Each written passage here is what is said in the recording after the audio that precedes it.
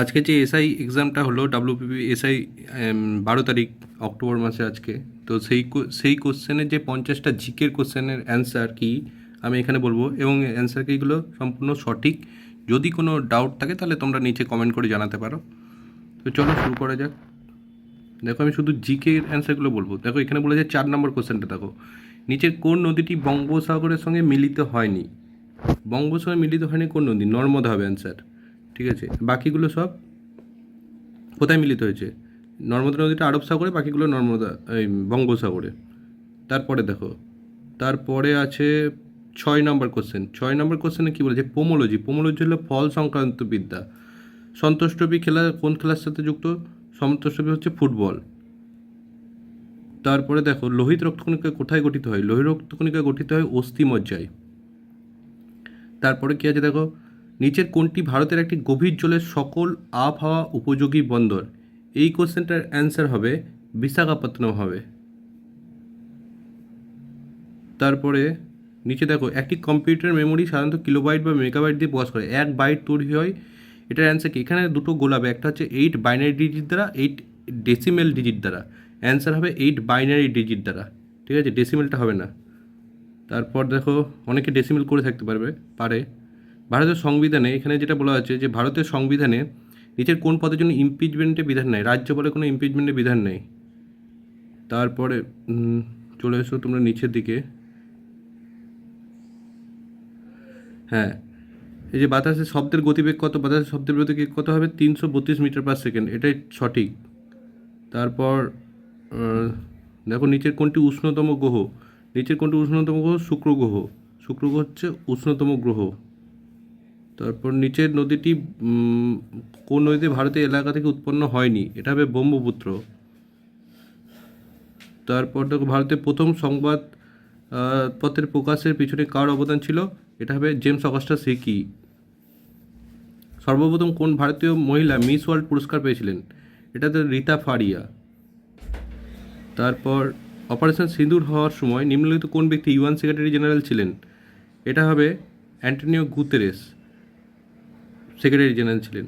তো এটা আমার নোটে ছিল না, কিন্তু আমার ইউএনের ওখানে পড়ি, ওখানে লেখা আছে, হাইলাইট করা হয়েছে যে কে সেক্রেটারি জেনারেল আছে। তো সেখানে কিন্তু এটা কিন্তু হাইলাইট করা আছে। তো ওটা যদি কেউ পড়ে থাকে তাহলে পেরে যাবে কোশ্চেনটা। তারপরে দেখো, এটা ভারতের সংবিধান কততম সংবিধান সংশোধন ভারতের লোকসভা বিধানসভা ভোটারদের বয়স 21 থেকে কমে 18 বছর করেছে? এটা হবে কি 61তম।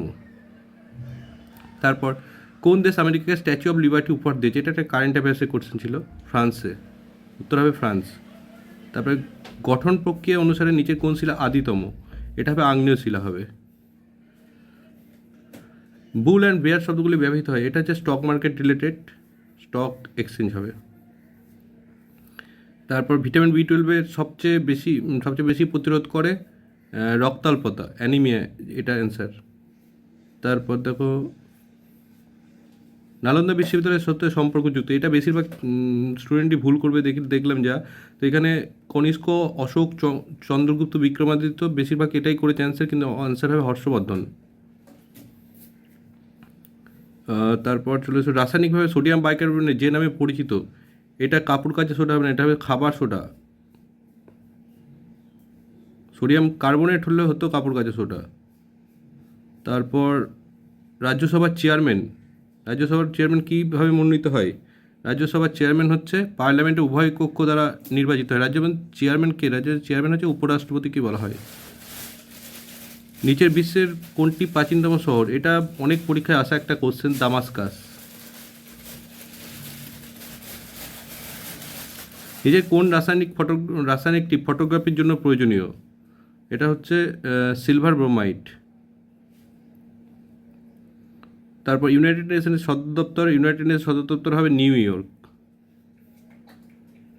নিচের কোনটি ভারতের একটি কেন্দ্রশাসিত অঞ্চল নয়? নাগাল্যান্ড একটা রাজ্য, সুতরাং নাগাল্যান্ড কেন্দ্রশাসিত অঞ্চল নয়।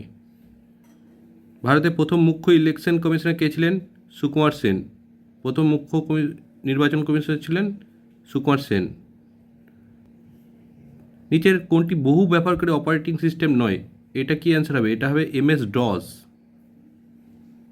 ইউনেস্কো ইউনেস্কো নিচের কোন পুরস্কারটি তাদের প্রদান করে যারা জীবনে বিজ্ঞানের ভূমিকাকে জনমুখী করার প্রচেষ্টা করেন? এটা হবে কলিঙ্গ পুরস্কার। তারপরে দেখো, কোন ধূমকেতু প্রতি 76 বছর অন্তর প্রতীয়মান হয়? এটা হবে হ্যালির ধূমকেতু। দেখবে গ্রহ প্ল্যানেট সম্পর্কে একটা ক্লাস আছে, ওখান থেকে পড়ে নিয়ে ওখানে আছে, দেখবে এটা। তারপর দেখো, পৃথিবীর বায়ুমণ্ডলে সবচেয়ে বেশি পরিমাণে যে পদার্থ পাওয়া যায় তা হলো কোনটা হবে? এটা তো কমন কোশ্চেন, এটা নাইট্রোজেন। 1939 সালে কাকে পরাজিত করে সুভাষচন্দ্র বোস, এটা হবে 1939 সালে কাকে পরাজিত করে সুভাষচন্দ্র বোস কংগ্রেস সভাপতি হয়েছিলেন? এটা হবে পট্টবী সীতারামাইয়া।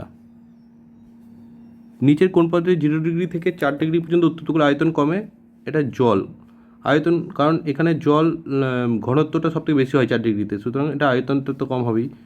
তারপর নিচের কোনটির বয়স নির্ণয় করতে কার্বন ডেটিং পদ্ধতি ব্যবহার করা হয়? এটার কি অ্যান্সার হবে? এটা অ্যান্সার হবে জীবাশ্ম। তারপর ভারতের সাহসিকতার সর্বোচ্চ পুরস্কার কোনটি? এটা হবে কি? এটা হবে পরমবীর চক্র। কোনো বস্তুর পৃথিবীর কেন্দ্রের ওজন কী হবে? 0 হবে। ছোটোবেলা থেকে পড়ে আসছো। তারপর দেখো কী আছে কোশ্চেন। হ্যাঁ, কে পাকিস্তান নামটি উদ্ভাবন করেছিলেন? এটা কী হবে অ্যান্সার? এটা হবে চৌধুরী রহমত আলী। তারপর পৃথিবীর দীর্ঘতম মহাদেশীয় রেলপথ হলো কোনটা? এটা হবে ট্রান্স সাইবেরিয়ান রেলপথ। প্রতি ডিগ্রি দ্রাঘিমাংশের পরিবর্তনের জন্য গ্রিনিচের সময়ের সাথে কোনো স্থানীয় সময়ের কত মিনিটে পরিবর্তন হয়? 4 মিনিট। 1 ডিগ্রি সমান হচ্ছে 4 মিনিট। ঠিক আছে। নিম্নলিখিত কোন নেতার জন্মদিবসকে ভারতের শিক্ষক দিবস পালন করা হয়?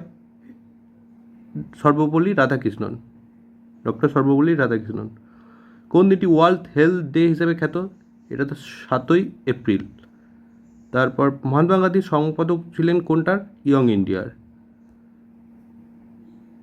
গ্রামী পুরস্কার কিসের সাথে যুক্ত? এটা হচ্ছে গান, মিউজিক। তারপর দেখো, স্বচ্ছ আকাশ নীল দেখায়, এটা কী হবে? এটা স্ক্যাটারিং অফ লাইট, আলোর বিক্ষেপের দ্বারা, স্ক্যাটারিং অফ লাইট। নিচের কার রাজত্বকালে ইবন বতুতা ভারত পরিদর্শন করেছিলেন? এটা কী হবে? মোহাম্মদ বিন তুগলক। আর নিচের কোন যন্ত্রটি উচ্চ তাপমাত্রা পরিমাপ করা হয়? পাইরোমিটার। কী হবে? পাইরোমিটার। উচ্চ তাপ পরিমাপ করতে এই যন্ত্রটা ব্যবহার করা হয়। আর দুটো কোশ্চেন ছিল, এটা এখানে দেখলাম না। সেটা হচ্ছে যে হ্যালির ধূমকেতু, ওইটা কী হবে? হ্যালির ধূমকেতু হবে 76 বছর পর পর।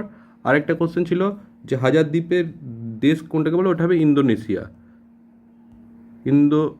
ঠিক আছে। এই দুটো কোশ্চেন এখানে নেই, আমি যে কোশ্চেনটা যেখান থেকে ডাউনলোড করলাম এখানে দেখলাম না যে কোশ্চেনটা আছে। তো এই হচ্ছে তোমাদের 50টা জিকের অ্যান্সার কি। কোশ্চেন মোটামুটি সহজই আছে। আর বাকি যে কোশ্চেনগুলো তোমরা যদি আমার এই ইউটিউবে দেওয়া আছে যে ক্লাসগুলো যদি সব ফলো করো, তাহলে এখান থেকে মোটামুটি 40 থেকে 45টা কোশ্চেন এখান থেকে এসছে। তো একটু দেখতে পারো ক্লাসগুলো। আর যেহেতু কোশ্চেনটা একটু সহজ আছে, তো কাট অফও সেরকমই যাবে। তো সেটা নিয়ে পরে একটা ভিডিও বানাবো, সেটা পারলে দেখো। চলো, চ্যানেলটাকে যদি ভিডিওটা ভালো লাগে তাহলে সাবস্ক্রাইব করতে ভুলো না, লাইক এবং শেয়ার করো ভিডিওটা।